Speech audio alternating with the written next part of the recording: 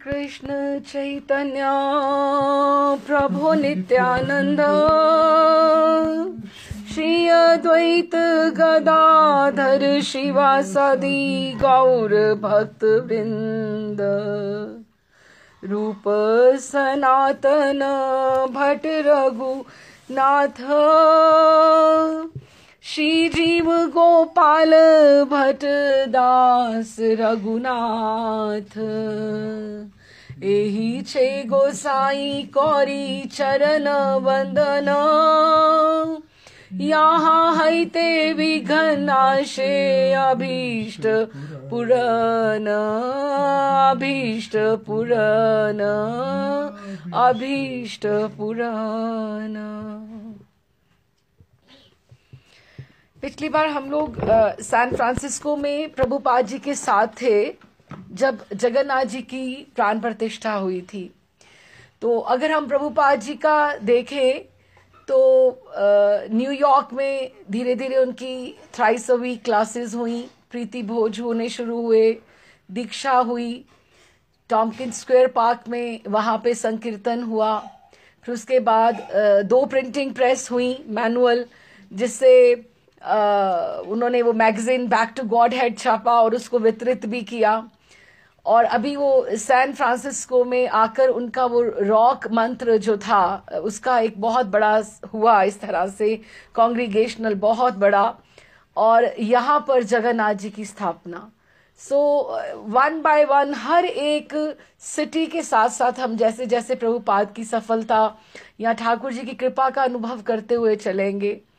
और इधर से प्रभुपाद की जो कृपा का और उनके संकल्प का, उनके डिटर्मिनेशन का, उनका जो इतनी अवस्था में भी, उम्र में भी उनका जो उनका हठ है, उनकी कर्मठता है जो हमें दिखाई दे रही है, और पीछे उनकी परंपरा का और चैतन्य महाप्रभु का जितना बहुत बड़ा वो दिखाई दे रहा है कि इतनी कृपा चल रही है उधर से। और अगर हम दूसरा छोर देखें तो वो जो कृपा बरस रही है वो ऐसे लोगों पर बरस रही है जिन्होंने सोचा भी नहीं हुआ था कुछ कि हमारे ऊपर ऐसी कृपा होने वाली है।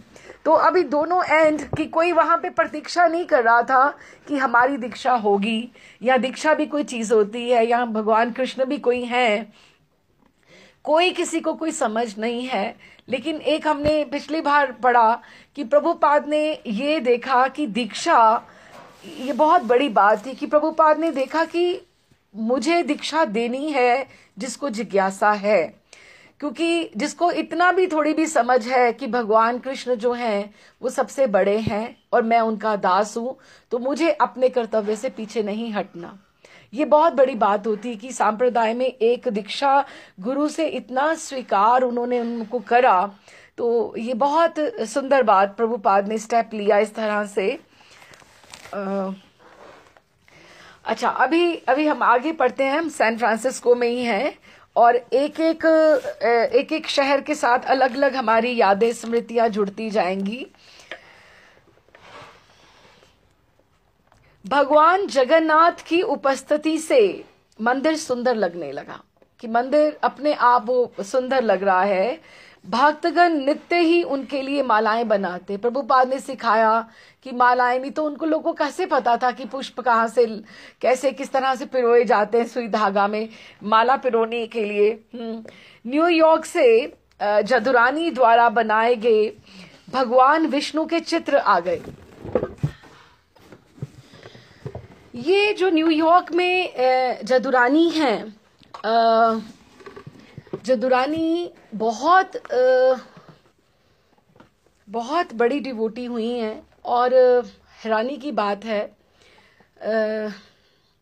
प्रभुपाद ने उनका कितना कंसेप्ट क्लियर किया होगा, विजन उनको कितना दिया होगा कि निकुंज के चित्र जितने भी आपको एडवांस मिलते हैं, हमारे घर में भी ये जो इधर ये जो चित्र लगा हुआ है निकुंज का, जहाँ पे प्रिया जी रुदन कर रही हैं और ठाकुर जी उनको इस तरह से मनाने के आप प्रयास कर रहे हैं, और वो प्रिया जी कह रही कि नहीं, और पीछे शुक सारिका और पीछे जो मंजरी गण सब जो हैं, ये जदुरानी के द्वारा पेंटेड है सबसे पहले, और इनको आगे रशियन डिवोटीज ने कैसे भी करके आगे आगे बढ़ाया हो बात अलग है।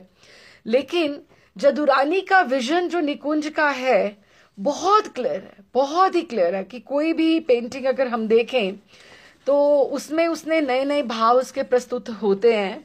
तो अभी ये न्यूयॉर्क में, क्योंकि प्रभुपाद का एक ये बहुत सुंदर बात थी कि उनको था कि जो भी भक्त आते हैं हर किसी को, शिष्य को या हर किसी जीव में कोई ना कोई टैलेंट जो है वो भगवान ने दिया है, तो हमें उसको परखना चाहिए कि हमें हमारे में ऐसी क्या है कि आज हमें अगर निकुंज में सेवा करनी पड़े या आज हमें मंदिर में आगे क्या हम भोग की सेवा कर सकते हैं, क्या हम मालाओं की सेवा कर सकते हैं, क्या हमें किस तरह का हम योगदान कर सकते हैं। कि एक प्रभुपाद ने ऐसा ही जैसे श्याम सुंदर की को कारपेंट्री आती थी तो उन्होंने जगन्नाथ जी के विग्रह बनाए, रथ बनाया बाद में, जैसे अब धीरे धीरे आएगा।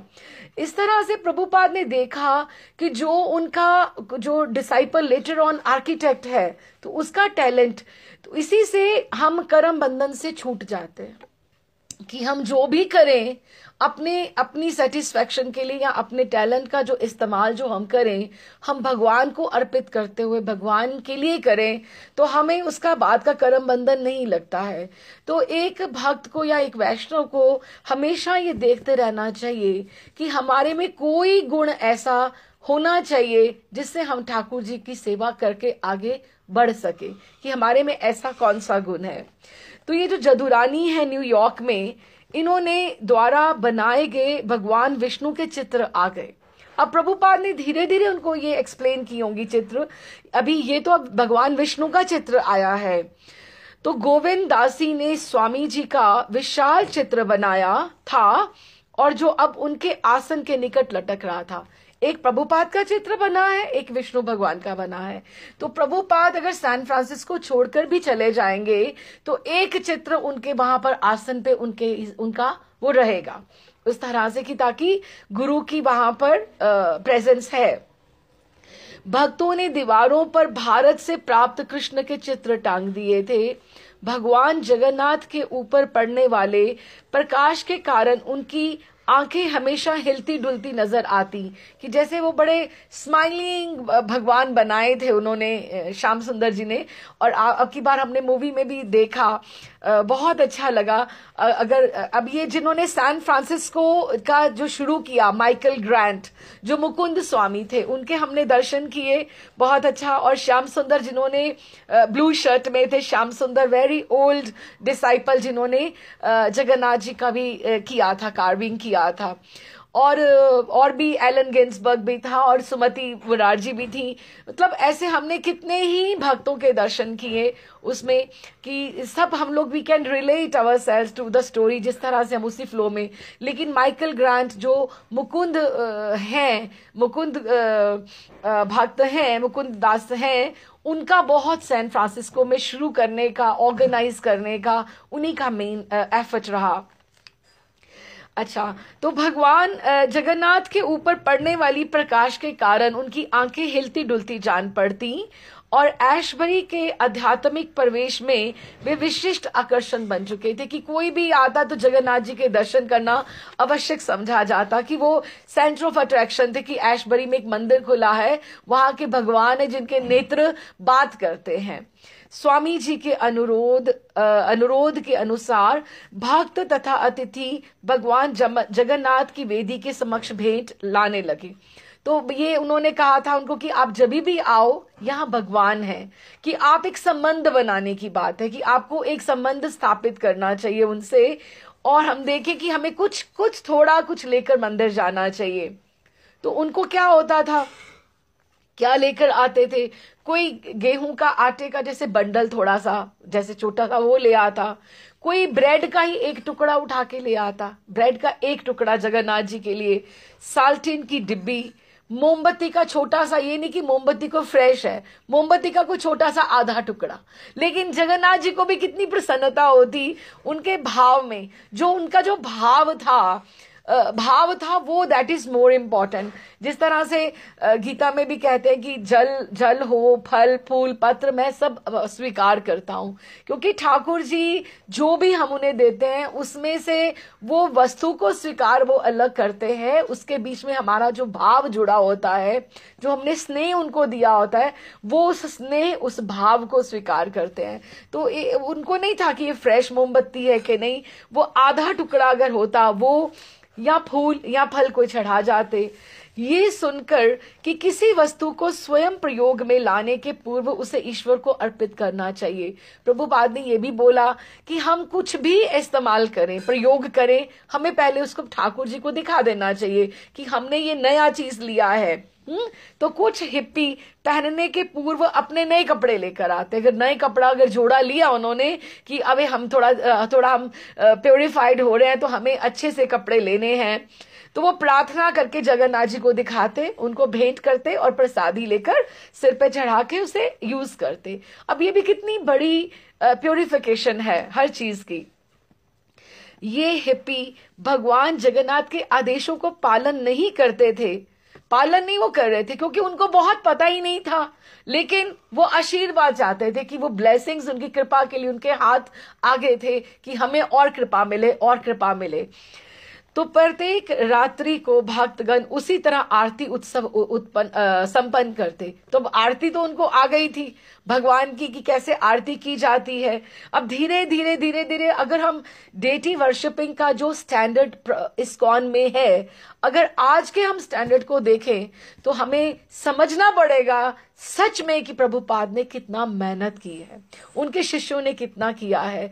अगर जिस तरह से शादियां होती हैं, जिस तरह से दीक्षा होती है इस्कॉन में, जिस तरह से हवन होते हैं, जिस तरह से संस्कृत के श्लोकों का उच्चारण होता है, और किसी संप्रदाय में कैसा भी होता हो, कोई कम छोटा नहीं है, बड़ा छोटा नहीं हमें समझना चाहिए। लेकिन ISKCON it is outstanding in the austerities कि किस तरह से वो कमिटमेंट के हिसाब से जिस तरह से प्रभुपाद आगे लेकर आए। और हम ये सोचे कि उन्होंने शुरुआत कहां से करी, तो अब ये बात और भी शाबाशी वाली बात हो जाती कि कैसे बेचारों को आरती उन्होंने अभी अभी सीखी है कि आरती कैसे की जाती है। अच्छा, उसके बाद ये हिप्पी भगवान जगन्नाथ के आदेशों को पालन नहीं करते थे, लेकिन आशीर्वाद चाहते थे। प्रत्येक रात को भक्तगण उसी तरह आरती उत्सव संपन्न करते जिस तरह स्वामी जी ने सिखाया था। वे जगन्नाथ, अब ये भी एक और बात है कि हम ये सोचें कि अगर हम प्रभुपाद के कैरेक्टर को समझ के हम जैसे जैसे चल रहे हैं, अगर हम ये सोचें कि एक इंसान, ठीक है कृपा है, संकल्प है उनका, सब कुछ है, लेकिन अगर वो इस उम्र में इतना कर सकता है तो हमें कितना प्रेरणा मिलती है। और दूसरी तरफ अगर हम ये सोचें कि हम तो बहुत गिरे पड़े हैं, हम पतित जीव हैं, हम कैसे भक्ति कर सकते हैं, तो हम ये हिपीज का एक लाइफस्टाइल देखें कि अगर वो उभर कर आकर डिटर्मिनेशन पे आकर उन्होंने क्या करके दिखा दिया है पूरे जगत को, तो क्या हम नहीं कर सकते। ये बहुत, अगर प्रभुपाद का कैरेक्टर अगर प्रेरणाप्रद है तो दूसरी तरफ उनके जो डिसाइपल्स हैं वो भी बहुत बहुत इंस्पिरेशन हम लोगों को देते हैं। तो प्रत्येक रात को भक्तगण उसी तरह आरती उत्सव संपन्न करते जिस तरह स्वामी जी ने सिखाया था। वे जगन्नाथ जी के समक्ष दीप दान करते हुए फिर परिक्रमा करते। जब भक्तों ने पूछा, बस अब ये तो रोज रोज कर रहे थे, अब आरती तो उनको आ गई, तो और क्या कर सकते हैं, can we do something more for Jagannath. अब उनके मन में और करने की, क्योंकि संबंध बन गया ना, प्रेम हो गया प्रभु उनसे, जगन्नाथ जी से, तो अब उनका मन है कि वो कुछ और भी करें। तो क्या कहते हैं कि हम कुछ और कर सकते हैं क्या।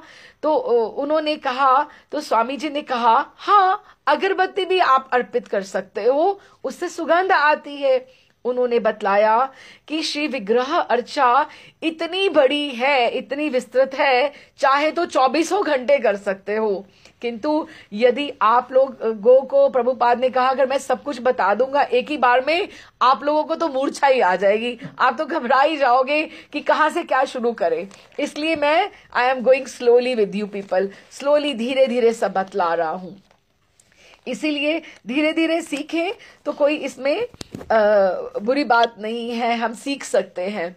स्वामी जी ने अपने कमरे में एक शिष्य से व्यक्तिगत वार्ता के दौरान बतलाया कि मंदिर में, अब किसने बतलाया? एक शिष्य ने, जो पर्सनल वो उनको उनके रूम में मिलने गया, कि उसको मंदिर में कीर्तन के समय उसे लगता है कि जगन्नाथ जी के समक्ष भगवान चैतन्य नृत्य कर रहे हैं। प्रभुपाद ने नहीं बताया, किसी शिष्य ने बताया, और शिष्य वहां पे सब वही है ना जो वहां पर आ रहे हैं, रोज आ रहे हैं। तो कैसे ठाकुर जी कैसे कैसे प्रेरणा देते हैं कि उसको लगा कि भगवान चैतन्य यहाँ नृत्य कर रहे हैं। उन्होंने बताया कि किस तरह भगवान चैतन्य ने पुरी तक की यात्रा की थी और किस तरह भाव विभोर होकर जगन्नाथ जी के समक्ष नृत्य किया था, और उनके मुख से केवल चैतन्य महाप्रभु के मुख से कुछ निकल नहीं पाता था, जगन्नाथ जी का ज ज ज इस तरह से वो बोल पाते थे बस। तो उन्होंने कहा, उच्चारित होता था, भगवान चैतन्य सोच रहे थे, हे कृष्ण, मैं कब से आपके दर्शन करना चाह रहा था और अब मैं आपको देख रहा हूं, इस तरह से। तो वो ये प्रभुपाद उसको बतला रहे हैं कि जब उन्होंने बताया किसी शिष्य ने कि चैतन्य महाप्रभु के मुझे इस तरह से नृत्य करते दर्शन हुए हैं, तो उन्होंने उनको बताया, स्वयं ही बताया कि प्रभुपाद बता रहे हैं कि इस तरह से सारा हुआ था।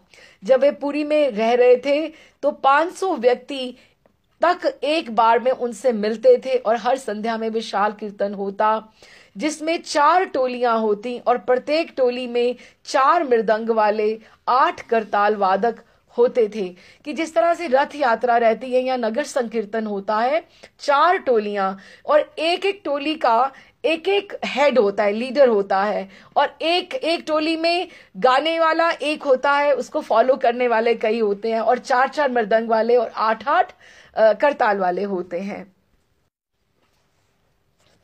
इस तरह से स्वामी जी बतलाने लगे, एक टोली इधर और एक टोली उधर, एक और आगे और एक पीछे। चैतन्य महाप्रभु जो होते थे वो बीच में रहते, वे सब मिलकर नाचते और चारों टोलियां उच्चारण करती, हरे कृष्ण कृष्ण कृष्ण हरे हरे, हरे राम राम राम हरे हरे, जब तक वे पुरी में रहे। प्रति सायंकाल इस तरह का संकीर्तन वहां पर हुआ करता था। भक्तों ने समझ लिया कि अब इतनी सी बात बताने पर कि जगन्नाथ जी के सामने मुझे चैतन्य महाप्रभु के दर्शन हुए, तो प्रभुपाद ने कितनी सारी उनको बात बतलाई, है ना।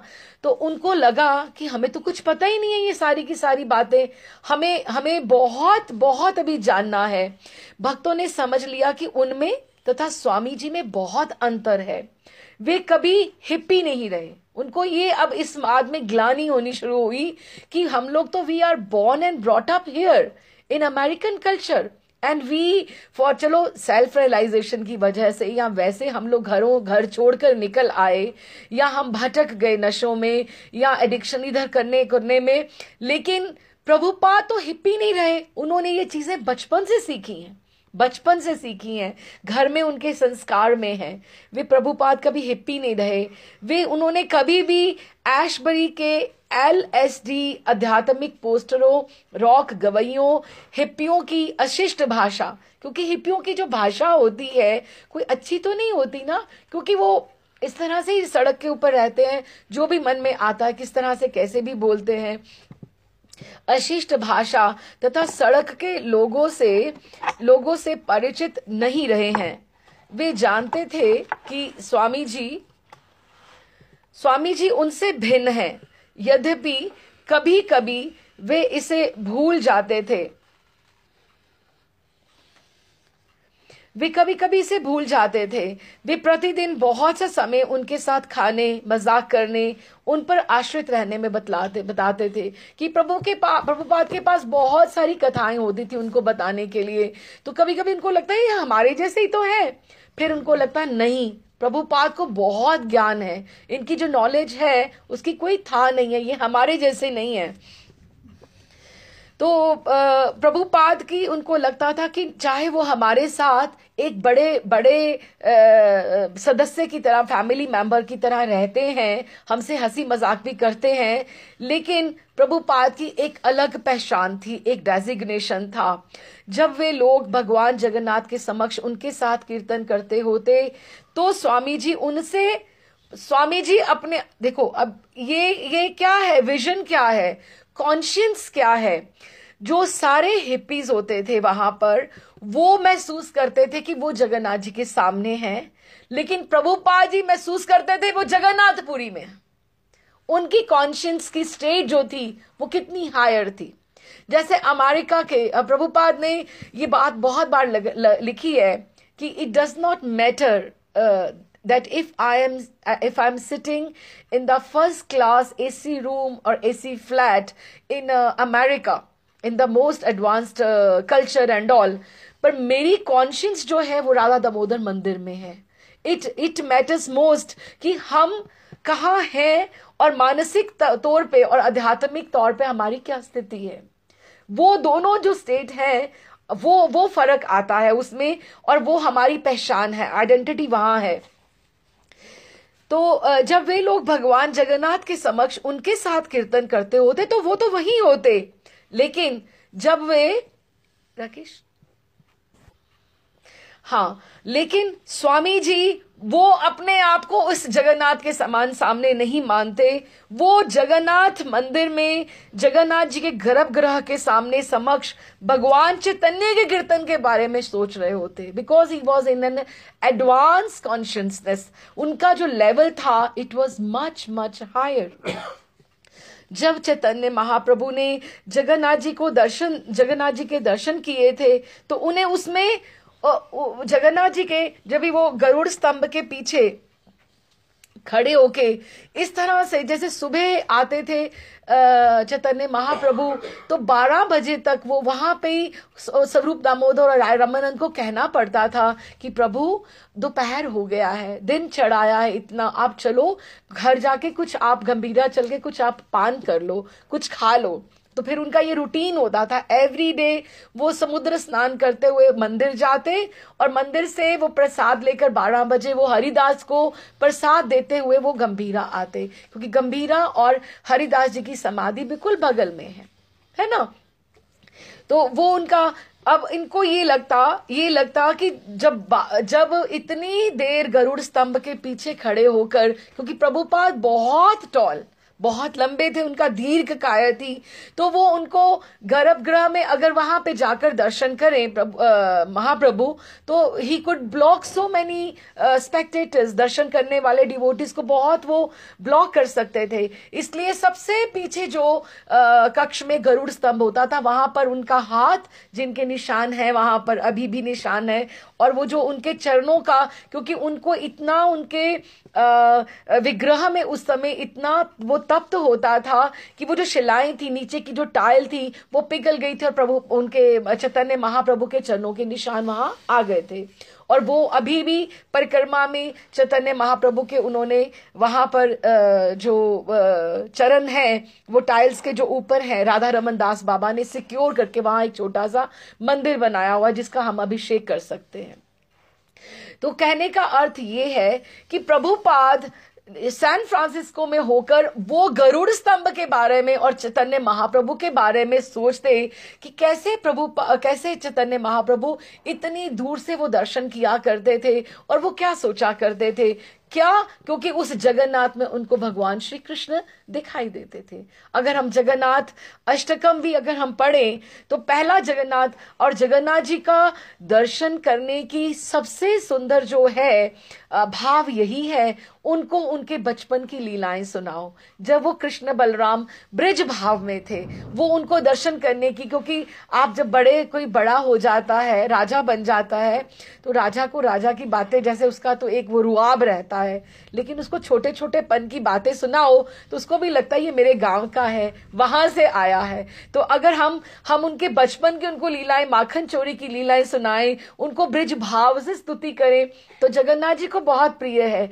जगन्नाथ अष्टकम का जो पहला श्लोक भी यही कहता है, अगर हम पढ़ें अच्छे से कभी, तो उसमें यही लिखता है कि आपके जो नेत्र है, नेत्र की भाव भंगिमा को देखकर और इतनी सुंदरता को देखकर और आपकी मुस्कुराहट में जो वो कटाक्ष है और चितवन है, उसको देखकर लगता है कि आपने वृंदावन के निकुंजों में कभी कभी गोपियों के ऊपर ये अपने जो है कटाक्ष आपने फेंके हैं, आपने उनसे वार्ता करी है, आप वृंदावन में रहे हो। तो जगन्नाथ जी की लीला और ब्रिजभाव की लीला साइमल्टेनियसली चलती है, और ब्रिजभाव वही समझ सकता है जिसने महाप्रभु को समझा है, चैतन्य महाप्रभु को, जगन्नाथ जी को समझा है, क्योंकि उनकी कृपा पाए बिना हम इधर ये भाव को नहीं प्राप्त कर सकते।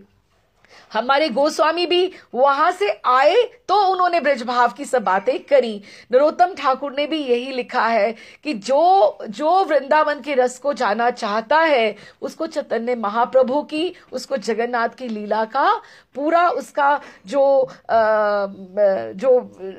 है, जो एसेंस है, उसका जो रस है, वो जो समझेगा उसी को समझ में आ सकता है कि ब्रिज का, वृंदावन का क्या अंतरंग भाव है।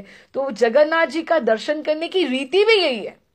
तो यही जगन्नाथ जी के दर्शन करते हुए चैतन्य महाप्रभु सोचते थे कि जगन्नाथ जी के समक्ष भगवान चैतन्य के कीर्तन के विषय में सोचते रहते कि जब चैतन्य महाप्रभु ने जगन्नाथ जी के दर्शन किए थे तो उनमें उनको कृष्ण के दर्शन हुए थे, और कृष्ण के लिए उनका इतना प्रगाढ़ प्रेम था कि चैतन्य महाप्रभु एकदम मतवाले हो गए थे। स्वामी जी इन बातों के विषय में क्या वो इस समय वो अपने शिष्यों के साथ ये बातें डिस्कस कर सकते थे?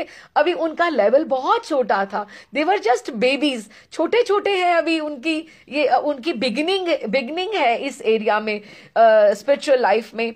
तो वो उनको सोचते, स्वामी जी इन बातों के विषय में अपने शिष्यों की समझ से परे सोचते, वो कहाँ बता पाते, उनको समझा पाते, शेयर कर पाते, फिर भी उनके वो प्रिय सखा बने रहते और गुरु बने रहते और उनको गाइड करते रहते, क्योंकि उनको पता था इनकी मानसिकता जो है अभी, अब देखो ना, ये थोड़ा है कि अब प्रोफेसर है पीएचडी का, तो अब जब नर्सरी को पढ़ा रहा है तो नर्सरी है एबीसी से शुरू करेगा ना, उसको बड़ी बड़ी बातें थोड़ा समझ में आ सकती हैं।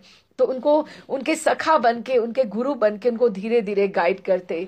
फिर उनके वो दास भी थे, उनको हर बात समझाते थे, खुद उनके दास भी थे, और उन्हें प्रार्थना करना भी सिखाते रहते, जिससे वे उनकी तरह कृष्ण की सेवा कर सके।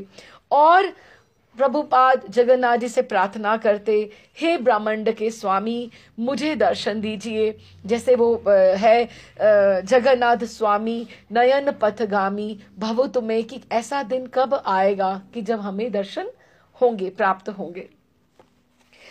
अगला चैप्टर है अपनी कार का दरवाजा। नाउ ये उनका जो स्पैन था सैन फ्रांसिस्को में, जिसके लिए वो जो रॉक मंत्रा, वो जो कॉन्ग्रीगेशनल वो जो था उसको अटेंड करने आए थे, तो उनका टिकट वाज फिनिश्ड।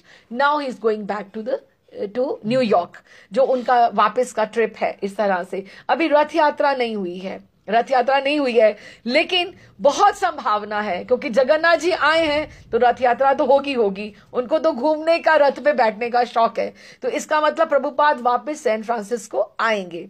लेकिन अभी वो फिलहाल he is going back to New York. अपनी कार का दरवाजा खोले, स्वामी जी ने भक्तों तथा स्टोर फ्रंट मंदिर की और विदा लेने के लिए अंतिम क्षण देखा, जगन्नाथ जी को प्रणाम करा और उनको बोला कि मैं आपको यहाँ बिठा कर जा रहा हूं, अब आप अपना ध्यान और आप मेरे बच्चों का ध्यान रखना, ये मेरी संतान है। अंतिम क्षण देखा। उनको हर बार जब जहां से निकलते थे उनको नहीं पता होता था कि मैं यहाँ वापस आने वाला हूं कि नहीं आने वाला हूं। उनका उत्तरीय उनके कंधों पर लटक रहा था, उत्तरीय मीन्स उनकी चादर।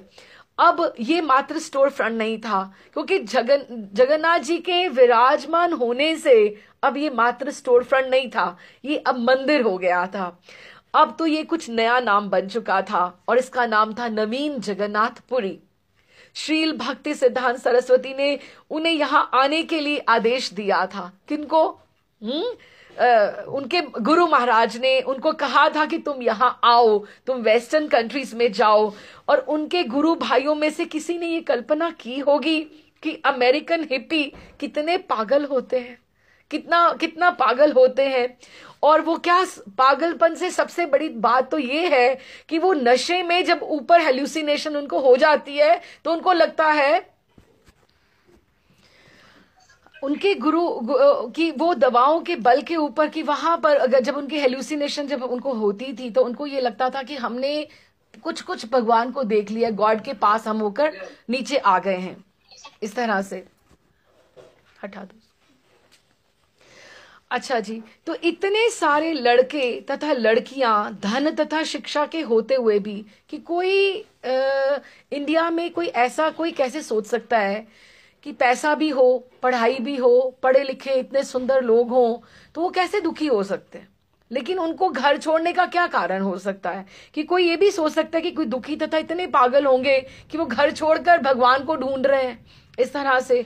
किंतु अब कृष्ण चेतना के माध्यम से अब उनको कुछ लोग उसमें से सुख प्राप्त कर रहे थे। जब वे पहल आए थे तो संवाददाताओं ने उनसे पूछा था कि वे हैट एशबरी क्यों आए हैं। उन्होंने उत्तर दिया था क्योंकि किराया सस्ता है। उनकी इच्छा थी कि भगवान चैतन्य का आंदोलन फैले, क्योंकि ये एक ऐसा इलाका था, टाउन जैसे सस्ता थोड़ा मिल जाता है किराया। लेकिन वो हंस रहे थे इस तरह से, पर that was also a cause, क्योंकि वो एक बहुत बड़ी अच्छी लोकेलिटी नहीं थी। लेकिन एक ये भी था कि ये किराया इसमें यहाँ पे कम होता है। तो भगवान, उनकी इच्छा ये थी कि भगवान चैतन्य का आंदोलन फैले, अन्यथा वे इतने जर्जर छोटे से स्टोर फ्रंट में चीनी जो धुलाईशाला, जो लॉन्ड्री की जो जगह थी तथा डिगर्स फ्री स्टोर की बगल में आकर क्यों रहते इतनी छोटे से, क्योंकि मंदिर वाला वो स्थान तो था नहीं। लेकिन he did not have any provision, ना पैसा था ना इतना मैन पावर था उनके पास। तो संवाददाताओं ने प्रश्न किया था, क्या वे हिप्पियों तथा बोहेमियों वासियों को कृष्ण भक्ति ग्रहण करने के लिए आमंत्रित कर रहे हैं क्या? तो उन्होंने कहा था, मैं सबको कर रहा हूं, मैं सबको आमंत्रित कर रहा हूं। Now it depends to individual कि कौन उनको सुनना चाहता है और कौन उनके पास जिज्ञासा लेकर आता है। उन्हें पता था कि एक बार उनकी संगति करने से उनके अनुयायी पहले की अपेक्षा बदल जाएंगे, कि if they start listening to him slowly उनमें सब में परिवर्तन आ जाएगा, ये उनको पता था। लेकिन अब तो भक्तगण एक परिवार के रूप में थे। Now they were all like one family, एक दूसरे के बारे में सोच रहे थे। यदि वे स्वामी जी के आदेशों का पालन करेंगे तो वे आगे आगे आगे प्रोग्रेस करते जाएंगे, शक्तिशाली हो जाएंगे। यदि वे निष्ठावान होंगे तो कृष्ण भी उनका सहयोग देंगे, सहायक बनेंगे। भगवान जगन्नाथ उपस्थित थे, अतः भक्तों को उनकी सेवा विनीत भाव से करनी होगी। वे हरे कृष्ण के जप एवं अपने गुरु के आदेशों का पालन करने से ही पवित्र हो सकेंगे। अब उनमें कमिटमेंट तो थी हो। अब ठाकुर जी वहां आ गए तो भोग की, खाने की पवित्रता, कुछ थोड़ा बहुत वहां प्रीचिंग भी शुरू हुई होगी, classes, and they must be attracting थोड़ा जो प्रीति भोज भी हुआ है वो प्रभुपाद के अगली बार आने तक वो कुछ ना कुछ और लोगों को वो तैयार जरूर करेंगे। उनको था कि वो अट्रैक्ट करेंगे ताकि आकर उनका भी वो प्रभुपाद उनको भी गाइड कर सके। स्वामी जी अपने कुछ शिष्यों सहित कार के भीतर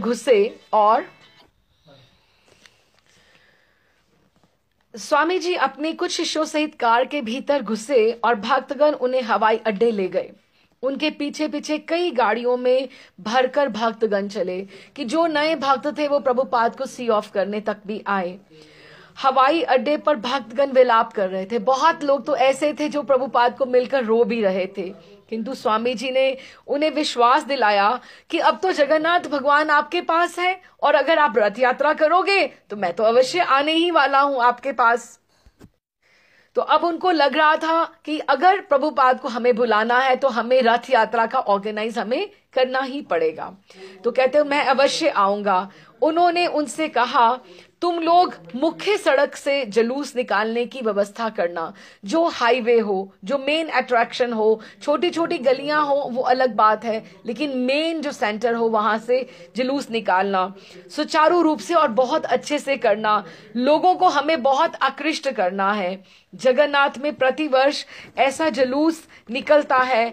ऐसे अवसर पर जो श्री विग्रह होते हैं वो मंदिर त्याग देते हैं और वो जुलूस में चलते हैं, जुलूस में चलते हैं। स्वामी जी जानते थे कि उन्होंने भक्तों के हृदय में भक्ति का जो सुकुमार वृक्ष लगाया है, छोटा सा बीज उन्होंने लगाया है वहां पर, उसको पालने के लिए, उसको बड़ा करने के लिए, उसको सिंचन करने के लिए, उसके बीज निकालने के लिए उनको वापस आना ही पड़ेगा। अन्यथा हैट एशबरी के इस भव सागर में ये नव दीक्षित कैसे रह पाएंगे कि ये तो बहुत थोड़ा टाइम प्रभुपाद ने उनके साथ बिताया, 2-2.5 महीने के करीब। तो वे बारंबार वचन दे रहे थे, उनको प्रॉमिस कर रहे थे कि वे अवश्य आएंगे।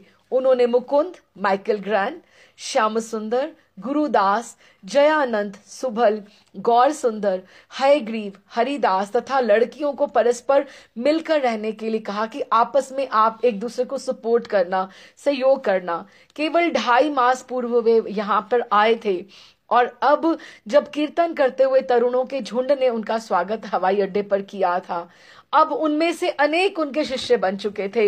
यद्यपि उनकी जो आध्यात्मिक पहचान थी, स्पिरिचुअल उनकी रिकॉग्निशन क्या थी, वेरी लिटिल, लेकिन still they wanted to stay as a family together, they wanted to grow. और उनके जो संकल्प भी थे, उनकी डिटर्मिनेशन, उनका जो था, उनकी कमिटमेंट थी, नाम भर की थी, बहुत नहीं थी, लेकिन वो 10 में से वही बात है, 6 चढ़ेंगे भी और 4 गिरेंगे भी। लेकिन प्रभुपाद को उसकी फिक्र नहीं थी। प्रभुपाद को था कि जो जिज्ञासा है उनको आगे बढ़ाना चाहिए। फिर भी प्रभुपाद ने उनसे विदा ली, लेकिन प्रभुपाद को कोई पश्चाताप नहीं था। वो बहुत प्रसन्न थे। वे जानते थे वही बात, इनमें से कुछ नीचे गिरेंगे, अगली बार वो जब आएंगे तो आकर देखेंगे, किंतु वे उनके बीच हमेशा तो नहीं रह सकते उनको संभालने के लिए, क्योंकि प्रभुपाद को ये लगता था कि मेरे पास सीमित समय है, मुझे और भी दुनिया के छोर पर जाना है जहां पर बहुत लोग मेरा इंतजार कर रहे हैं, मुझे उन्हें भी ज्ञान देना है। अब नव दीक्षितों के 2 लघु समूह के पिता स्वरूप भक्ति वेदांत स्वामी ने धीमे से एक समूह का परित्याग किया। अब 2, एक न्यूयॉर्क का हो गया और सैन फ्रांसिस्को का हो गया, 2 समूह हो गया और दोनों के पिता हैं वो। और उन्होंने एक समूह का त्याग किया और वे दूसरी तरफ मुड़े, न्यूयॉर्क की तरफ, जहां दूसरा समूह स्वागत के एक भिन्न मुद्रा में उनकी प्रतीक्षा कर रहा था। अब उनको भी खबर मिल गई कि वहां पे कितना भव्य स्वागत हुआ, कितना आगे बढ़ गई बात, तो वो भी चाहते हैं कि वो भी हम आगे भी और प्रभुपाद को प्रसन्न करने की कैसे कोशिश करें। अब एक तरह से ये एक होड़ सी हो गई, कंपटीशन हो गया कि who is going to do more publicity और more to attract the more disciples, कि किस तरह से होगा। तो न्यूयॉर्क सिटी में जब प्रभुपाद पहुंचे तो उनको ऐसा लग नहीं रहा था कि, क्योंकि वो इतना अच्छे से आए थे वहां से, बहुत उनको एनर्जी लेवल उनका बहुत हाई था वहां से जब सैन फ्रांसिस्को में आए थे, क्योंकि न्यूयॉर्क के बाद एक ही उनकी बहुत बड़ी सक्सेस थी और उनको कभी भी ये नहीं लगा कि मेरा स्वास्थ्य बिगड़ जाएगा। और यदि कुछ लक्षण थे भी, थोड़े बहुत लगते थे कि प्रभुपाद थोड़ा थके थके लगते हैं, लेकिन किसी ने परवाह नहीं करी। मीन्स किसी ने ध्यान ही नहीं दिया कि कुछ ऐसा हो भी सकता है, क्योंकि सब चीजें आराम से चल रही थी। जब वे सैन फ्रांसिस्को के अपने भक्तों के बीच से न्यूयॉर्क में अपने भक्तों के यहाँ गए, किसी ने ये नहीं बताया कि प्रभुपाद को थोड़ा धीरे चलना चाहिए। क्यों? क्योंकि उनकी तबीयत ठीक नहीं है। लेकिन कौन बताएगा? किसी ने ऐसी आशंका ही नहीं थी कि प्रभुपाद को कुछ हो जाएगा।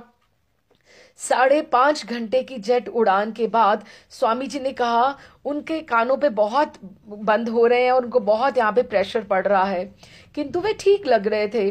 वे आराम ना करके, और जब वो आए भी वहां से इतने एक्साइटेड थे, आके उनको सारी रिपोर्ट करनी थी वहां के सारे डिवोटीज को न्यूयॉर्क में। उन्होंने आकर सीधा 26 सेकंड एवेन्यू में गए, वहां पे प्रसन्नता इतनी थी प्रभुपाद को कि पक्के 3 घंटे तक उन्होंने भाषण किया और कीर्तन करते रहे, कि इतना ही बस सो एक्साइटेड, और कि मैंने इतना बड़ा वहां पर सब कुछ ठाकुर जी की कृपा से सब हो गया। वे अपने न्यूयॉर्क के शिष्यों को बहुत तेजोमय लगे, लेकिन ही वॉज हाइपर उनको ज्यादा वो कर रहे थे, ज्यादा कर रहे थे, जो उनकी अवस्था के हिसाब से, और उनका हार्ट जो था वो कमजोर था, उनको इतना नहीं करना चाहिए था। और कीर्तनानंद भी जब भी वो एवलान बॉल रूम में वहां पे भी कर रहे थे, तो वो उनको बार बार कीर्तनानंद पीछे से पकड़ रहा था और कह रहा था कि प्रभुपाद ये आप अपनी एज के हिसाब से आप बहुत ज्यादा कर रहे हो, उनको पकड़ता था। और ये भी उन्होंने बताया कि प्रभुपाद की जब संकीर्तन कर रहे थे तो ये जो नर्व्स थी प्रभुपाद की सारी वो नजर आ रही थी कि किस तरह से वो जोर लगा लगा कर आप वो बोल रहे हैं। लेकिन शिष्यों को न्यूयॉर्क वालों को लगा कि प्रभुपाद तो और तेजोमय हो गए हैं, वो और हमसे प्यार करने लगे हैं, तथा अपनी उपस्थिति, अपनी चितवन तथा अपनी वाणी से उन्होंने आकर उनमें और कृष्ण भक्ति बढ़ा दी थी। उनके लिए उनकी ढलती उम्र, जो अभी प्रभुपाद 72 ईयर्स के थे, उनके विशिष्ट गुणों में से एक थी। वे उनकी शक्ति थे, उनकी स्ट्रेंथ प्रभुपाद ही थे सबकी। उन्होंने कभी भी उनकी शक्ति जानने का प्रयास भी नहीं किया था कि आपको कितना ज्ञान है, नहीं। लेकिन ऐसे संकेत थे कि उन्हें अपने स्वास्थ्य के विषय में सतर्क रहना चाहिए। जब वे एलन वर्क टीवी प्रदर्शन में गए थे तो उन्हें कुछ कठिनाई प्रतीत हुई थी, और मंदिर आते समय स्वामी जी ने कहा, जो टीवी के जो बल्ब वो जलते थे तो उससे मुझे बहुत सर में दुखता था, दर्द हो जाता था, और एक क्षण में तो ऐसे लगता था कि वे आगे बोल ही नहीं पाएंगे। जब वो टीवी के लिए कैमरास के सामने होते हैं तो उनको लगता है कि मैं बोल ही नहीं पाऊंगा। फिर एक दिन रूपानुगा ने व्याख्यान के समय स्वामी जी के निकट मंच पर जब भी प्रभुपाद बोल रहे थे तो रूपानुगा ने ये नोटिस किया कि स्वामी जी जब बोलते हैं तो बोलते समय उनका हाथ हिलता है, ऐसे जैसे हाथ है बात करते हुए हिलता है। रिकॉर्ड बनाने के बाद कई महीने पूर्व जब कीर्तनानंद वहां गया तो स्वामी जी सोए हुए थे और उन्होंने शिकायत की कि कीर्तनानंद जरा इधर आओ, देखो मेरा दिल देखो धड़क रहा है, बहुत जोर से मेरी हार्ट बीट बढ़ रही है। और उन्होंने उसको बोला कि कीर्तनानंद, यदि मैं कभी भी बीमार पड़ जाऊं तो डॉक्टर को मत बुलाना, मुझे किसी अस्पताल में मत ले जाना, मुझे मेरी बस तुम माला दे देना और मेरे लिए तुम बस हरे कृष्णा जप किया करना। तो आप मुझे इस तरह से, हॉस्पिटल प्रभुपाद को नहीं अच्छा लगता था। स्वामी जी के शिष्य स्वामी जी को रोकते हुए संकोच का अनुभव कर रहे थे। कीर्तनानंद ने प्रयास किया था। एवलान में भी जब स्वामी जी एकदम नाच कूद कर संकीर्तन कर रहे थे और पसीने से तर हो रहे थे तो कीर्तनानंद ही एक था जो चाहता था कि कीर्तन एकदम रुक जाए, लेकिन बाकी लोग चाहते थे कि अभी और संकीर्तन होना चाहिए। इसके अतिरिक्त सबसे बड़े तो स्वामी जी स्वयं नहीं चाहते थे कि उन्हें संकीर्तन करते कोई रोके, और वे होते भी कौन थे कोई रोकने वाला।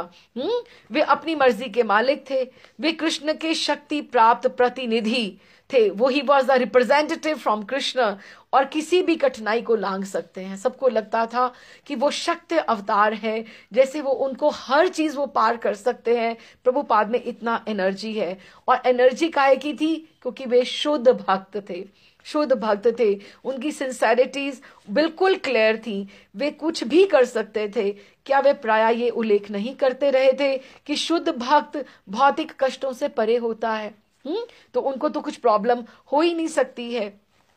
स्वामी जी ने अपने एक शिष्य की रुग्ण दादी को, जो दादी उनकी बीमार थी, एक शिष्य की सांत्वना भरा पत्र लिखाया था, किंतु भक्तों का स्पष्ट मत था कि भले ही स्वामी जी किसी की बूढ़ी दादी को अच्छा उपदेश तो दे सकते हैं, लेकिन स्वयं अपने ऊपर कोई बात वो लागू करने वाले नहीं हैं, कोई उन पे प्रभाव पड़ने वाला नहीं है। निस्संदेह वो कभी कभी कहते थे कि मैं वृद्ध हूं, मैं कभी भी जा सकता हूं, लेकिन ऐसा अधिकांश व्याख्यान में ये बताने के लिए ये बात करते थे कि मृत्यु सबकी आनी है और जरा जो है बुढ़ापा सबको आना है, इसीलिए ये बताते थे, लेकिन वो अपने आप को वृद्ध समझते नहीं थे। भक्तों को स्वामी जी का स्वास्थ्य सुदृढ़ लग रहा था। उनकी आंखें आध्यात्मिक विचारों में तेज चमकती, उनका मुखमंडल चिकना तथा सुनहरे रंग का था। प्रभुपाद की जो कंप्लेक्शन थी वो व्हीटिश गेहूं रंग की थी, बिल्कुल अलग सा प्रभुपाद का रंग चमकता था। हाँ, एक बार एक लड़के ने कहा कि प्रभुपाद की मुझे मुस्कान बहुत ऐसी बड़ी बलशाली लगती है, जिस तरह से प्रभुपाद हंसते हैं।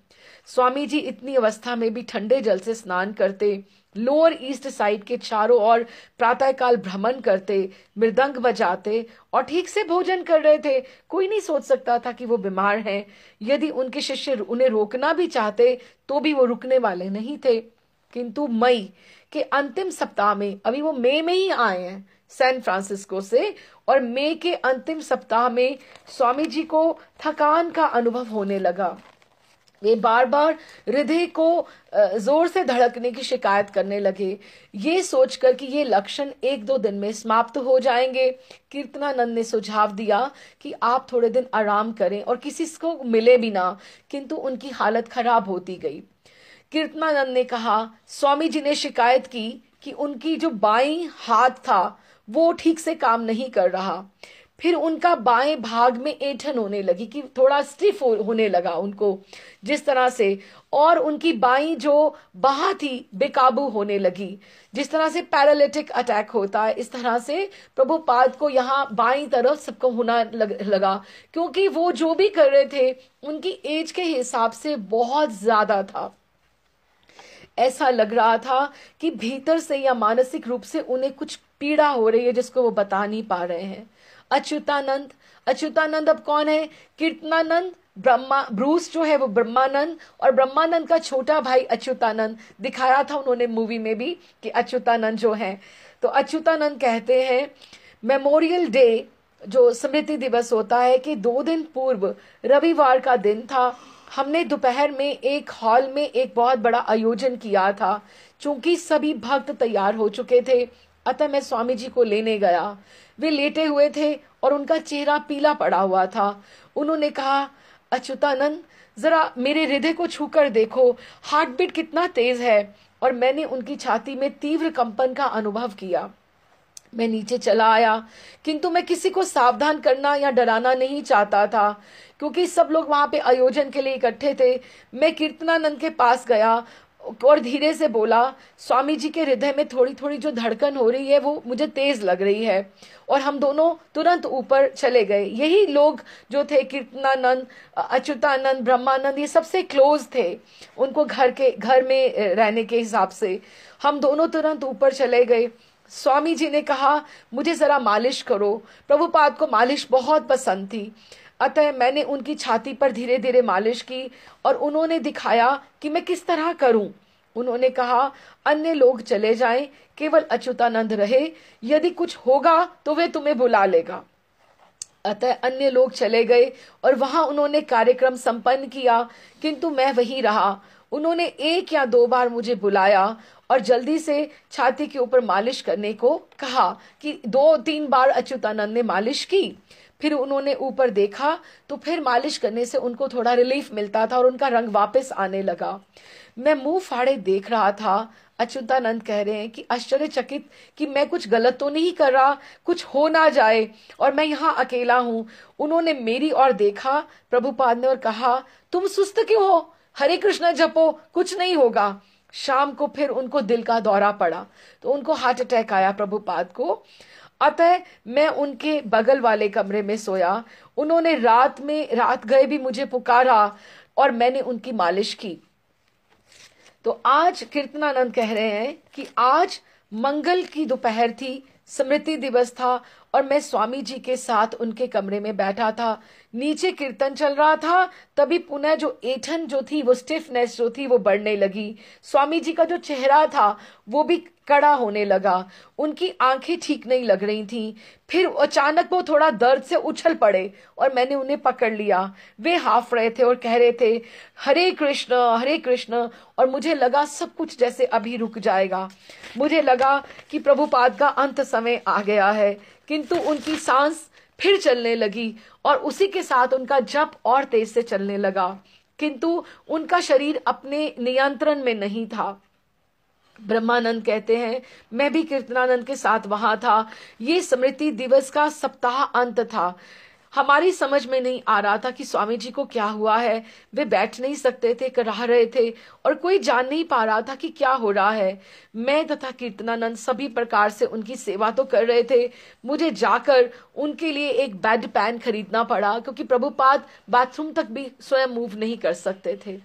स्वामी जी के वाम पक्ष को लकवा मार गया था, पैरालिटिक अटैक हुआ था उन्हें। तो उन्होंने कहा कि उनके समक्ष दीवार पर उनके गुरु का चित्र टांग दिया जाए। भक्तगण घर के कमरे में घुसने लगे और स्वामी जी ने उनसे हरे कृष्ण कीर्तन करने के लिए कहा, और उन्होंने उन सबसे कहा कि नरसिंह रूप में कृष्ण की प्रार्थना करें। उनको वो गाइड कर रहे हैं कि जब भी ऐसे विपदा आती है तो हमें नरसिंह भगवान की प्रार्थना करनी चाहिए, उनका आवाहन करना चाहिए, वो भी कृष्ण का ही रूप है, तो हमें नरसिंह भगवान का प्रार्थना करनी चाहिए। तो नीचे हॉल में बैठ के जो भी भक्त उनको मिलने आता था वो किसी को नहीं मिलने देते थे, कहते थे सब लोग बैठ के नरसिंह भगवान का जप करें। सत्य स्वरूप जिन्होंने ये ग्रंथ लिखा है वो कहते हैं कि स्वामी जी ने कहा कि हमें भगवान नरसिंह की प्रार्थना करनी चाहिए और ये कहना चाहिए कि भगवान अभी हमारे गुरु का कार्य समाप्त नहीं हुआ है, कि अभी हमारे गुरु का कार्य बाकी है, अभी उन्हें और कार्य करना है। वे बारी बारी से हमें अवसर देते और बताते कि हम किस तरह से उनके अंगों की मालिश करें। तब उन्होंने हमें सीढ़ी के नीचे जाकर कहा, ये रात्रि बहुत कठिन है, तुम लोग रात्रि भर बैठकर तुम मेरे लिए जप करो। रात्रि भर उनके हृदय में पीड़ा होती रही। दूसरे दिन उनकी हालत नाजुक हो गई। वे बहुत धीरे से बोल पा रहे थे और बात करने में असमर्थ थे।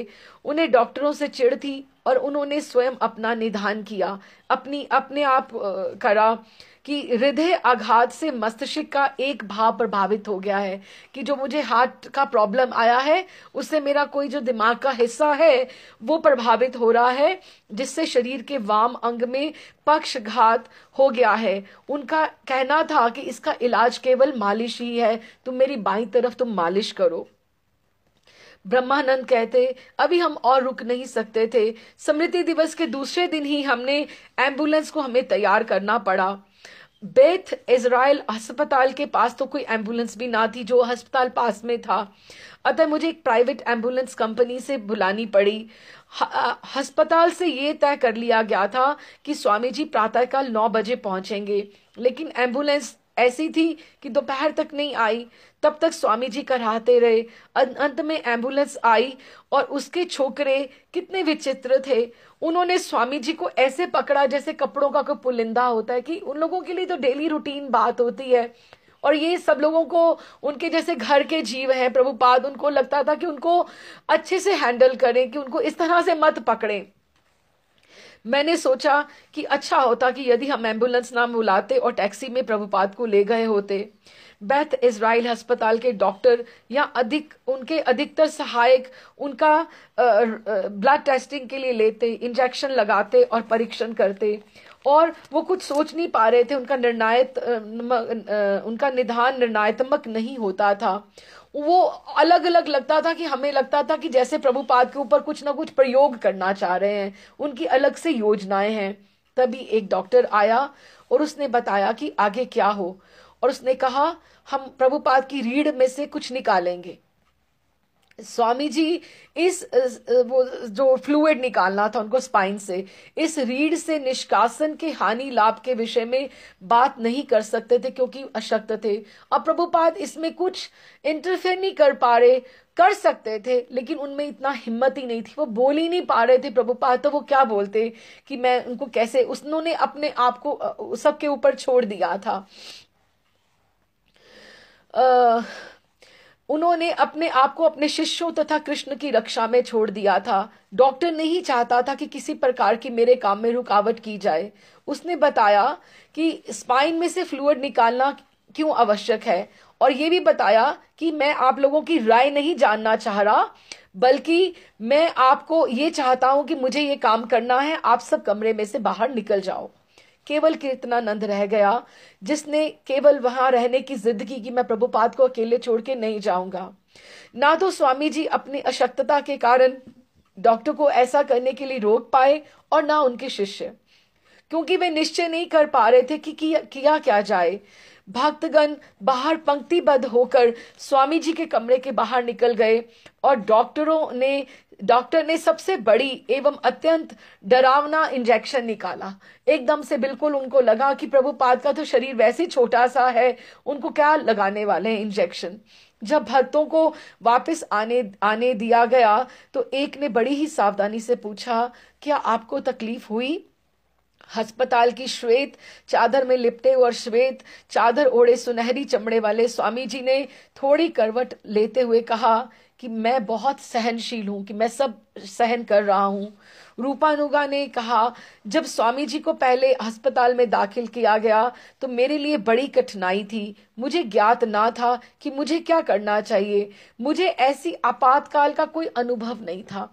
अब इस तरह का कोई कष्ट आ जाए, और प्रभुपाद सबको इतने प्यारे थे, और वो उनको समझ नहीं आ रहे थे कि हम उनकी किस तरह से हेल्प करें, उनका कष्ट किस तरह से कम करें, क्योंकि वो सब छोटे छोटे से हैं, उन्होंने ऐसा सब कुछ देखा नहीं है।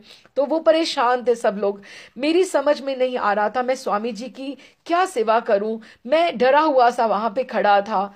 स्वामी जी का जीवन संकट में था, तो भी उनके शिष्यों को यह ज्ञात नहीं हो रहा था कि हम उनको कैसे बचाएं। मानो वे उन्हीं की दया से बिस्तर पर लेटे हों। अस्पताल वाले उन्हें अपनी जागीर मान रहे थे कि हम जो चाहें इनके साथ हम कर लेंगे। एक ऐसा वृद्ध व्यक्ति जिसका उम्र इतनी हो गई है और ये हार्ट पेशेंट है, तो इसके ऊपर तो हम खोजबीन भी कर सकते हैं कि हम कुछ भी ट्रायल करेंगे जिस तरह से। क्या वे लोग ईईजी होने देंगे? ये ईईजी है भी क्या भला? क्या ऑपरेशन आवश्यक था? कि उन लोगों को कुछ समझ नहीं थी कि वो लोग डॉक्टर क्या करना चाहते हैं और हमें उनको अलाउ भी करना चाहिए कि नहीं करना चाहिए ऑपरेशन। और स्वामी जी उनको कीर्तनानंद को याद आया कि स्वामी जी ने तो कहा था मुझे अस्पताल लेकर ही ना जाया जाए, तो हम पहले ही उनको यहाँ पर लेकर ही क्यों आए हैं? उन्होंने तो इतना ही कहा था कि मेरी मालिश करना और हरे कृष्ण का जप करना। 5 जून को स्वामी जी को सैन फ्रांसिस्को के सारे शिष्यों के द्वारा हस्ताक्षरित एक पत्र मिला। सैन फ्रांसिस्को वालों को बताया गया कि प्रभुपाद ठीक नहीं है। मंगलवार सुबह बताया गया कि उन्होंने न्यूयॉर्क में डिवोटीज को बोला है कि सारी रात्रि जप करें। वो मंगलवार का जो दिन था वही प्रभुपाद के लिए बहुत हावी था। तो उनको भी बताया कि हमें ये निर्देश प्राप्त हुआ है, आप भी प्रभुपाद के लिए जप करो। ये पढ़कर कि किस प्रकार वे स्वामी जी के स्वस्थ होने के लिए सारी रात्रि भर उन्होंने संकीर्तन किया और प्रार्थना करते रहे। उन्होंने फिर एक संक्षिप्त पत्र लिखवाया। प्रभुपाद ने अब उसका जवाब दिया। मेरे प्रिय बालकों तथा बालिकाओं, ये सैन फ्रांसिस्को के लिए, मेरा जीवन बचाने के निमित्त कृष्ण से प्रार्थना करने के लिए मैं तुम सब लोगों का अत्यधिक कृतज्ञ हूं। तुम लोगों की एकनिष्ठ तथा व्याकुल प्रार्थना के कारण ही कृष्ण ने मुझे पुनः जीवन दान दिया है। मुझे मंगलवार को ही मर जाना चाहिए था, कि मेरा समय पूर्ण हो गया था, किंतु चूंकि तुम लोगों ने निष्ठापूर्वक कीर्तन किया इसलिए बच गया हूं। अब मेरी तबीयत में सुधार है और पहले जैसी स्थिति प्राप्त कर रहा हूं। अब मुझे उम्मीद है कि मैं तुम लोगों से मिलकर पुनः हरे कृष्ण कीर्तन कर सकूंगा। मैं तुम लोगों के प्रगति रिपोर्ट पाकर अत्यधिक प्रसन्न हूं और आशा करता हूं कि श्री कृष्ण भक्ति समझने में तुम लोगों को कोई कठिनाई नहीं हो रही होगी। तुम लोगों को सदैव मेरा आशीर्वाद प्राप्त है और तुम लोग विश्वास के साथ हरे कृष्ण मंत्र का जप करते रहना, सब ठीक हो जाएगा। स्वामी जी अस्पताल से घर आने के लिए उत्कंठित थे। वे कई दिन से जाने की सोच रहे थे। उनको शिकायत थी कि ये लोग मेरे को कितने सारे इंजेक्शंस लगा रहे हैं और प्रतिदिन उनकी सोसाइटी के ऊपर कर्ज बढ़ता जा रहा है। उनको ये भी था कि पैसे भी तो इन बच्चों को ही देने पड़ने हैं, कहाँ से इतने सब पैसे आएंगे। भक्तों ने लॉन्ग ब्रांच न्यू जर्सी में अभी उन्होंने क्या किया कि न्यू जर्सी में एक बीच के किनारे पे, समुद्र के किनारे पे एक छोटा सा घर ले लिया कि प्रभुपाद को वहां पर हम रखेंगे और प्रभुपाद वहां आराम करेंगे, कोई लेक्चर्स नहीं होंगे और प्रभुपाद की वहां मालिश होगी, सन बाथ जिस तरह से करेंगे और प्रभुपाद को वहां पर बिल्कुल बिल्कुल आराम और बिल्कुल संकीर्तन में जोर नहीं पड़ने वाला, हमने उनको काम करने देना। तो उन्होंने न्यू जर्सी में समुद्र के किनारे एक छोटा सा घर किराए पर ले लिया जहां स्वामी जी जाकर स्वास्थ्य लाभ कर सके। उन्होंने सबने तय किया कि कीर्तनानंद रसोइया होगा और गौर सुंदर तथा उनकी पत्नी गोविंदासी जो सैन फ्रांसिस्को से आए थे घर की देखभाल के साथ ही स्वामी जी की सहायता करेंगे। किंतु डॉक्टर चाह रहा था कि स्वामी जी की दूसरी उनकी एमआरआई भी द्वारा की जाए और अन्य परीक्षणों के लिए रुके, वो चाहता था कि और रुके। एक दिन जब ब्रह्मानंद तथा गर्ग मुनि स्वामी जी के पास आए थे तो डॉक्टर ने आकर कहा कि एक्सरे के लिए स्वामी जी को नीचे जाना होगा। अच्छा, एक दिन जब ब्रह्मानंद अब वो लोग उन्होंने वहां बुक करा लिया है और डॉक्टर चाहते हैं कि अभी उनको और रुकना चाहिए वहां पर, और प्रभुपाद भी नहीं चाहते और शिष्य भी नहीं चाहते। एक दिन जब ब्रह्मानंद तथा गर्ग मुनि, बड़ा अजीब सा है एपिसोड ये है, गर्ग मुनि स्वामी जी के पास आए तो डॉक्टर ने कहा कि स्वामी जी को एक्सरे के लिए नीचे जाना होगा। ठीक है, स्वामी जी ने पूछा इंजेक्शन तो नहीं आप लगाएंगे? डॉक्टर ने उत्तर कहा नहीं नहीं सब ठीक है, एक्सरे ही होगी। जब नर्स व्हीलचेयर ले आई तो स्वामी जी ने इच्छा व्यक्त की कि गर्ग मुनि खुद ही लेकर जाएगा, नर्स मत लेकर जाए उन्हें। तो वे पालथी मारकर बैठ गए और अपना माला जप करना उन्होंने शुरू कर दिया। अब इमेजिन करो प्रभुपाद व्हीलचेयर पे है, गर्ग मुनि पीछे हैं, तो गर्ग मुनि को क्या लग रहा है कि प्रभुपाद मेरी प्रॉपर्टी है, मेरे अपने हैं, ये सारे के सारे उनको परेशान कर रहे हैं कि मुझे यहाँ पे प्रभुपाद को भगा के लेके चले जाना चाहिए कहीं पर। उनको ऐसा लग रहा है, ये सिचुएशन है। क्यों इतने प्रभुपाद के बारे में इतने पॉसेसिव थे। वे पालथी मारकर बैठ गए और अपना हाथ उन्होंने जपमाला में रखा और गर्ग मुनि नर्स के पीछे पीछे उन्हें ठेलते हुए दरवाजे से बाहर, फिर हॉल में तथा एलिवेटर के पास ले गया। वे तीसरी मंजिल पे गए और एक कमरे में प्रविष्ट हुए। नर्स ने उन्हें अकेले छोड़ दिया जहां पे एक्सरे होनी थी। गर्ग मुनि को स्वामी जी की बेचैनी का अनुभव हो रहा था कि वो अनकंफर्टेबल है और उसको प्रभुपाद का फेस देखते लग रहा था कि मुझे इनको बचाना है और मेरे हाथ में डोर, जैसे बागडोर है। वह स्वयं अधीर था। उन्होंने कहा मेरे गुरु के लिए ये रूम, ये अच्छा स्थान नहीं है मेरे गुरु के लिए। तब एक दूसरी नर्स इंजेक्शन लेकर आई और उसने स्वामी जी को कहा कि मुझे उनको इंजेक्शन देना है। स्वामी जी ने सिर हिलाया, नहीं। तो गर्ग मुनि ने सीधे कह दिया है कि अगर मेरे गुरु ने कहा है कि नहीं इंजेक्शन देना है तो नहीं देना है, आप नहीं दे सकती, मैं ऐसा नहीं होने दूंगा। नर्स थोड़ी सी हैरान हुई, फिर हंसी, कहती मैं बहुत धीरे से लगाऊंगी इंजेक्शन, मैं आपको दर्द नहीं होने दूंगी। स्वामी जी ने गर्ग मुनि को आदेश दिया, अब गुरु का आदेश था, उन्होंने कहा मुझे वापस ले जाओ, मुझे इंजेक्शन नहीं लगाना।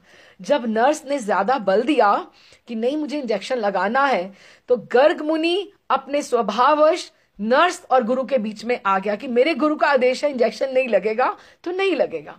गर्ग मुनि ने सोचा यदि आवश्यकता हुई तो मैं अपने गुरु के लिए आगे लड़ जाऊंगा। फिर कहा तुम्हें ये नहीं करने दूंगा। ये कहकर उसने व्हील चेयर को कमरे के बाहर निकाल कर लेकर आया और नर्स तो वहीं रह गई। लेकिन गर्ग मुनि को रास्ता भूल गया। वो तीसरी या चौथी मंजिल पे था। उसे दरवाजे तथा बरामदे एक जैसे सब नजर आ रहे थे, कॉरिडोर्स। स्वामी जी का ये जो कमरा था वो ऊपर छठी मंजिल पे था, एक्सरे जो होना था वो तीसरी मंजिल पे होना था। ये ना जानते हुए कि वो कहाँ जा रहा है, वो सब कॉरिडोर में से व्हीलचेयर को बढ़ाते लेके जा रहा था और स्वामी जी बैठे हुए हैं, वो अपनी माला जप कर रहे हैं। अब व्हीलचेयर पे बैठे हुए माला जप कर रहे हैं और वो उनको भगाता लेके जा रहा है गर्ग मुनि वहां पर, क्योंकि इतना पॉसेसिव कि मुझे प्रभुपाद को इंजेक्शन जब उन्होंने कहा है नहीं लगना तो नहीं लगना। गर्ग मुनि के आने के क्षण भर बाद ही ब्रह्मानंद एक्सरे की लैब में पहुंचा कि जहां पे एक्सरे होना था। नर्स तथा जो इंटर्न वहां पे जो था उसने सारी शिकायत करी कि कहाँ पेशेंट है और कहाँ है जो अटेंडेंट था उनका, कोई भी नहीं यहाँ पर। ब्रह्मानंद कह रहे थे कि हमें लग रहा था कि उनको लग रहा था कि हम उनका पेशेंट चुरा कर ले गए हैं कहीं से। तो स्वामी जी, तो हमारी संपत्ति है कि पेशेंट को हमारे पास होना चाहिए, उसको हमारी सुननी चाहिए, ना कि अपने अटेंडेंट की। जब तक स्वामी जी अस्पताल में थे तब तक वो जो चाहे कर सकते हैं, जो उनके इलाज के लिए अच्छा है। लेकिन गर्ग मुनि स्वामी जी को चुरा कर ले गया है। गर्ग मुनि को एलिवेटर मिल गया आखिर में, वो वहां से, तो जल्दी में उसे गाड़ी भीतर करने में कठिनाई हुई और वो दीवार से टकराया। वह भूल गया कि स्वामी जी किस मंजिल में थे।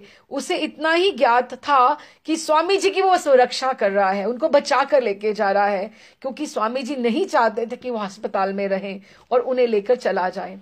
अंत में जब गर्ग मुनि छठी मंजिल पे कमरा नंबर 609 में पहुंचा तो पहले से इंटर्न तो पहले वहां पे वेट कर रहा था और वो नर्स भी वेट कर रही थी वहां पे, क्योंकि वो उनको पता था कि वापस तो अपना सामान लेने आएंगे। तो वो एकदम से उन पे गुस्सा से चिल्लाए। गर्ग मुनि ने कहा, मुझे तुम्हारी कोई परवाह नहीं है, स्वामी जी को मैं अब और इंजेक्शन और आपकी सुपरविजन की मैं नहीं छोड़ूंगा कि आप कुछ भी कर सकते हो, हम सब छोड़कर जाना चाहते हैं। तभी ब्रह्मानंद आ गया। उसने अपने छोटे भाई को गर्ग मुनि भी उनके ही भाई हैं। गर्ग मुनि अच्युतानंद भी हैं और गर्ग मुनि भी हैं ब्रूस के, ब्रह्मानंद के। तो उन्होंने अपने छोटे भाई को शांत किया और स्वामी जी को फिर से बिस्तर पर लटा दिया। पर स्वामी जी ने कहा, गर्ग मुनि ठीक कर रहा था, मैं यहाँ नहीं रहना चाहता और मैं अब घर जाना चाहता हूँ। अतः तब जब डॉक्टर भीतर आया तो उन्होंने दृढ़ता पूर्वक कहा कि डॉक्टर, मैं बिल्कुल ठीक हूं, अभी मैं जा सकता हूं क्या? और उन्होंने उठने की जिद करी प्रभुपाद ने, और ये कहकर उन्होंने डॉक्टर को दिखाने के लिए हाथ भी मिलाया कि देखो मैं बिल्कुल ठीक हूं, मैं बिल्कुल स्वस्थ हूं। वह मन ही मन हंसा। उसने कहा, यद्यपि वे ठीक हो रहे हैं, अभी ठीक हुए नहीं हैं, किंतु कुछ देर और रुकना चाहिए, अभी भी वे खतरे से बाहर नहीं हैं, उन्हें बहुत अभी उपचार की और थोड़ा अलर्ट रहने की आवश्यकता है। एक अन्य जो एक ईजी लेने की भी आवश्यकता है। स्वामी जी के हृदय के चारों ओर अभी भी पीड़ा थी, किंतु स्वामी जी ने डॉक्टर को बतलाया कि मैं कुछ भी भारी काम नहीं करूंगा और ना ही जोर वाला काम करूंगा। और लड़कों ने मेरे लिए समुद्र के किनारे विश्राम करने का प्रबंध पहले ही कर दिया है।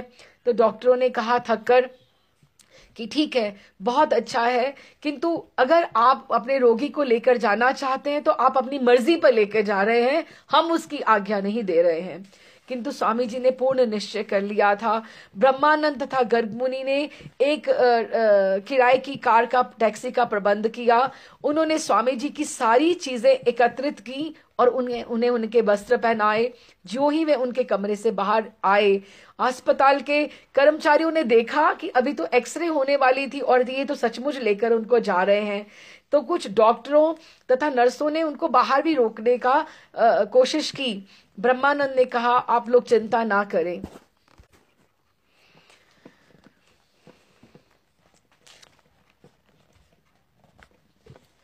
जो ही सचमुच लड़के वो लेकर जा रहे थे तो कुछ डॉक्टरों और नर्सों ने रोकने का प्रयत्न किया, पर ब्रह्मानंद ने कहा कि आप लोग चिंता ना करें, स्वामी जी हमें अत्यंत प्रिय हैं, हम उनकी देखभाल स्वयं करेंगे, उनकी नियमित हम मालिश करेंगे, वे बहुत विश्राम करेंगे और डॉक्टर जो भी दवाएं उन्होंने बताई हैं वो हम उनको देते रहेंगे। समुद्र के किनारे विश्राम कर चुकने के बाद अगर हमें जरूरत पड़ेगी तो हम वापस से चेकअप कराने के लिए फिर वापस ले आएंगे उनको, लेकिन अभी हम जाना चाहते हैं। ब्रह्मानंद कहते तब डॉक्टर ऊब गए, हमसे थक गए हमें समझाने में। उन्होंने हमें धमकाया भी कि ये व्यक्ति मरने वाला है, और वे सचमुच हमें धमका रहे थे। उन्होंने कहा, ये व्यक्ति मरने वाला है और ये सब तुम लोगों को दोष लगेगा। यहां तक कि जब हम जा भी रहे थे तो उन्होंने कहा, इस व्यक्ति को मर जाना है। तो कहते कि हमें एकदम से डर भी अंदर से भीतर से लग रहा था कि हम कुछ गलत तो नहीं करे, लेकिन हमें ये था कि ये प्रभुपाद को ठीक से हैंडल नहीं करे, हमें इनको लेकर ही जाना है। थोड़े डरे भी हुए थे, लेकिन फिर भी वो वहां से निकल गए। उन्होंने 9 जून को 10 बजे प्रातः सबने अस्पताल छोड़ दिया। स्वामी जी लॉन्ग बीच के मकान में जाने से पहले वो 2nd एवेन्यू थोड़ा रुकना चाह रहे थे कि मैं आकर क्योंकि वहां पे उनके गुरु महाराज के, चैतन्य महाप्रभु के चित्र हैं जहां वो प्रणाम करना चाह रहे थे, रुकना चाहते थे। स्टोर फ्रंट में प्रवेश करते हुए, डगमगाते हुए वे अपने गुरु भक्ति सिद्धांत सरस्वती तथा उनके पिता भक्ति विनोद ठाकुर के चित्रों के समक्ष आए। उनके शिष्यों ने पहली बार उन्हें अपने गुरु के आगे साष्टांग दंडवत प्रणाम करते हुए देखा कि मैं वहां पे जा रहा हूं। तो वो प्रणाम उन्होंने पहली बार देखा कि कैसे उन्होंने साष्टांग प्रणाम करते हैं। जो ही वे अपने गुरु महाराज के समक्ष दंड प्रणाम करने के लिए, वो लोग भी सब बाकी उनको प्रभुपाद को देखकर उन्होंने भी जब प्रणाम किया, तो उन्होंने, शिष्यों ने प्रणाम किया, तो उन्हें लगा कि हमारी भी भक्ति बढ़ गई है, कि हम भी एक परंपरा को प्रणाम कर रहे हैं जैसे प्रभुपाद को हम फॉलो कर रहे हैं। छोटी सी वो एक मंजिला कुटिया समुद्र तट से थोड़ी दूर पर शांत वातावरण में स्थित थी। इसका पिछवाड़ा वृक्षों तथा झाड़ियों से अवरुद्ध था। पड़ोस में सुगंधित गुलाब खिले थे, किंतु कभी कभी मौसम आंधियां चलती थीं और आसमान गर्दीला हो उठता था। अतः स्वामी जी को जिद पकड़ ली, स्वामी जी ने, कि मुझे इंडिया जाना है, मुझे भारत जाना है। किंतु वे वहां अपने स्वास्थ्य के लिए नहीं जाना चाह रहे थे। अब देखो, प्रभुपाद थोड़े ठीक हो रहे हैं, जो भारत जाना चाहते हैं वो इसलिए नहीं जाना चाह रहे कि मैं वहां जाकर ठीक हो जाऊंगा, नहीं। उनको ये लग रहा था कि कीर्तनानंद को, गौर सुंदर को, गोविंद दासी को, इनको मैं थोड़े लोगों को वृंदावन ले तो जाऊं, एक बार वहां जाके इनको थोड़ी ट्रेनिंग तो दिला दूं कि वृंदावन क्या है, कैसा, मैं एक बार सब कुछ समझा तो दूं सबसे अच्छे से। वो इसलिए लेके जाना चाह रहे थे, अपने स्वास्थ्य के लिए नहीं लेके जाना चाह रहे थे। अपितु उन्हें कीर्तनानंद तथा गौर सुंदर को उनको बताया कि वृंदावन में मैं भारत जाना चाहता हूं, और वहां जाकर मैं एक अमेरिकी हाउस खोलना चाहता हूं, अमेरिकन हाउस, जहां उनके अमेरिकन शिष्य वहां पे रहेंगे और वहां पर वैदिक सभ्यता को सीखेंगे कि कैसे मंत्रोच्चारण होता है, कैसे डेटी वर्शिपिंग होती है, वो सारी सीखेंगे। और वो सीखकर फिर सारे विश्व में आकर सब जगह पर आकर वो उपदेश करेंगे। पहले वो चाहते थे कि मैं उनको ट्रेनिंग दिलाऊं, अब उनका एक ये प्रोजेक्ट शुरू हो गया दिमाग में। वहां पर खाली बैठते नहीं है, प्रभुपाद का दिमाग कहाँ खाली बैठता है।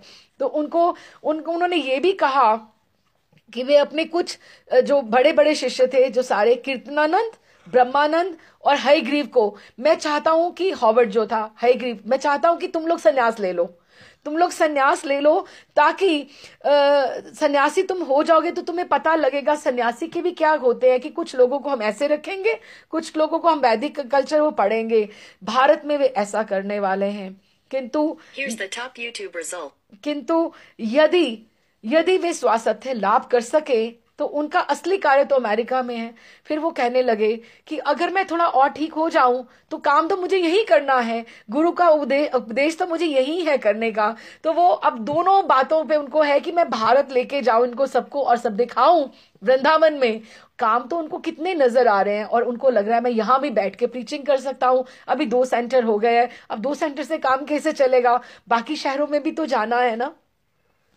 किंतु यहाँ असली कार्य तो अमेरिका में है, लेकिन यहाँ सूर्य का प्रकाश ही नहीं है, यहाँ धूप ही नहीं आती, तो कैसे काम होगा। अब वो कहते कि नहीं, मुझे वहां पे भारत में जाना है, भारत में मुझे सूर्य का प्रकाश भी मिलेगा और आयुर्वेदिक उपचार भी उपलब्ध हो सकेगा। हालांकि वो खुद फार्मास्यूटिकल कंपनी में थे, लेकिन उन्हें दवाइयों पे, डॉक्टरों में विश्वास नहीं था, वो उनको आयुर्वेदिक चीजों के ऊपर ही विश्वास था। तो वो कहते थे, किंतु उनकी योजनाएं रोज प्लानिंग उनकी बदलती। कभी कहते अच्छा चलो सैन फ्रांसिस्को एक बार हो आते हैं, या ऐसा करते हैं मॉन्ट्रियल हो आए, वहां कौन सा भक्त आजकल हमारा गया हुआ है, वहां भी हम एक और सेंटर खोल सकते हैं। अच्छा ऐसा करते हैं, भारत का प्रोग्राम बनाते हैं। तो कभी कहते चलो फिर न्यूयॉर्क ही चले जाते हैं, वहां पे सब कैसे मैनेज कर रहे हैं। तो उन्होंने कीर्तनानंद से कहा अच्छा तुम एक काम तो करो, जब तक ये सोचते हैं कि हमें कहाँ जाना है, तुम सैन फ्रांसिस्को के भक्तों को एक पत्र लिख दो कि अगर वो रथ यात्रा उत्सव कर रहे हैं तो हम पहले रथ यात्रा उत्सव करेंगे और उसके बाद कहीं और हम प्लानिंग करेंगे। तो मैं वहां सैन फ्रांसिस्को जाने वाला हूं। तो जून के अंत में 26 सेकेंड एवेन्यू में प्रभुपाद वापस आ गए और पुनः परीक्षण के लिए अस्पताल गए। डॉक्टर को स्वामी जी के स्वास्थ्य लाभ पर बहुत आश्चर्य हुआ कि वो इतने ठीक हो गए हैं। और उनकी सैन फ्रांसिस्को की उन्होंने हवाई यात्रा के कहा कि उनको सैन फ्रांसिस्को जाना चाहते हैं बाय एयर, तो आप अलाउ कर सकते कि ट्रैवल कर लें। तो उन्होंने कहा हाँ, अभी इतने फिट हैं कि वो वहां जा सकते हैं, तो उन्होंने कोई आपत्ति नहीं की। अतः धूप की खोज, क्योंकि धूप वहां सैन फ्रांसिस्को में धूप थी, तो धूप की खोज तथा प्रथम रथ यात्रा के समय अपने अनुयायियों को मार्गदर्शन करने की उत्सुकतावश स्वामी जी ने अपने लिए तथा कीर्तनानंद के लिए नवीन जगन्नाथपुरी सैन फ्रांसिस्को के लिए टिकट सुरक्षित करा लिया कि अब हम सैन फ्रांसिस्को जाएंगे।